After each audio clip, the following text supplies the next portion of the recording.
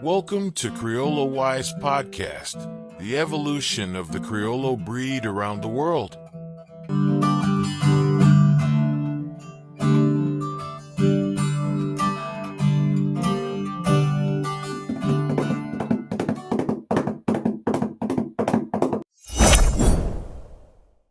Okay, so you know how much I love just getting out on the trails, right? Like nothing beats a chill ride with a horse that's just, totally got your back. Absolutely. But, and maybe this sounds kind of geeky, I was reading this article called Why Knowing Your Criollo Horse's Lineage Matters. Okay, interesting.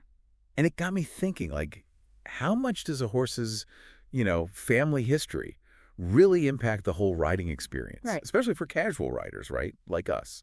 Not the, hardcore competition folks. Well, and you bring up a good point there, actually. Sometimes we think of lineage as something that only, breeders would care about, right? But when you really break it down, especially with Criollos, their lineage is kind of like a window into their potential. Oh, I like that. It's like a peek into their user manual. Exactly. And you can see how generations of breeding have shaped them for, specific traits like endurance, adaptability, even temperament.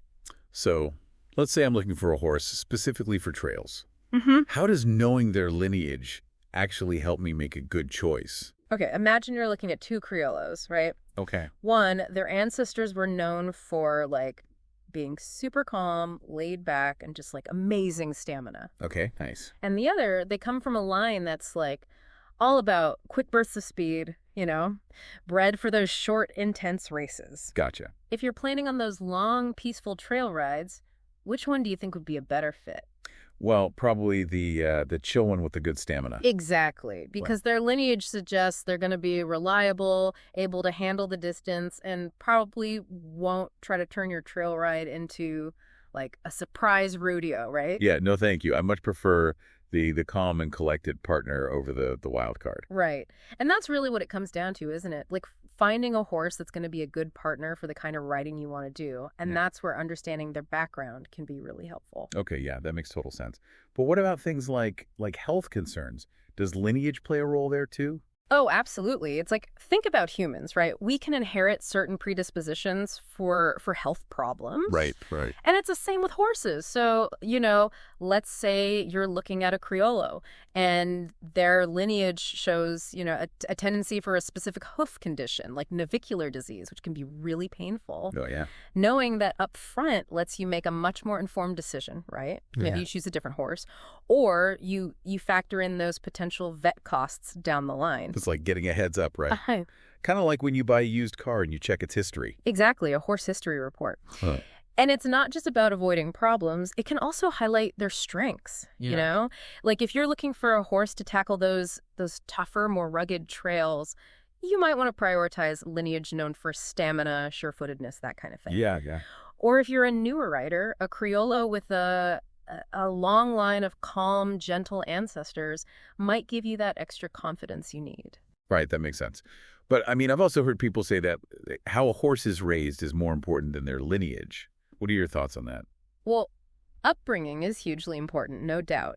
But I kind of see lineage as the foundation, It's like the blueprint that influences their inherent tendencies. Oh, that's a good way to put it. It's like, even with the best training in the world, a horse bred for sprinting, short bursts of speed, they're probably not going to suddenly excel at endurance riding, covering miles and miles. Yeah, that makes sense. Their genetics are kind of set up for a certain style. Exactly. So it's not about saying a lineage is everything, but it's about understanding those inherent qualities and using that knowledge to make, a smarter choice. Right. It's about setting yourself and the horse up for success, really. Yeah. And, there's another layer to this whole lineage thing that I think is pretty cool.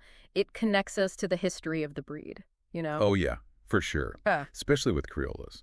Right. So when you choose a Criollo with a documented lineage, you're actually tapping into centuries of selective breeding and horsemanship. Sure. It's like these horses descend from the ones that helped shape South American history. They carried explorers, worked cattle ranches, thrived in some seriously tough conditions. And that adds a whole other dimension to the experience, don't you think? Totally. It's like you're riding a piece of history. It's pretty amazing. It is. And, it's easy to get bogged down in all the technicalities of lineage. But, for the average rider, the takeaway is pretty simple. Yeah, what's the core message here? It's about finding a horse that's a good fit for you, for your skills, your goals, and what you want to experience when you're in the saddle. Right. It's about making a decision that leads to safer, more enjoyable rides. It's about finding that perfect riding companion. Your partner in crime out there on the trails. Exactly. So I guess the question I'd leave you with is, how might understanding lineage change the way you approach finding your next horse? It's definitely worth thinking about. Absolutely. Food for thought for all of us. Yep.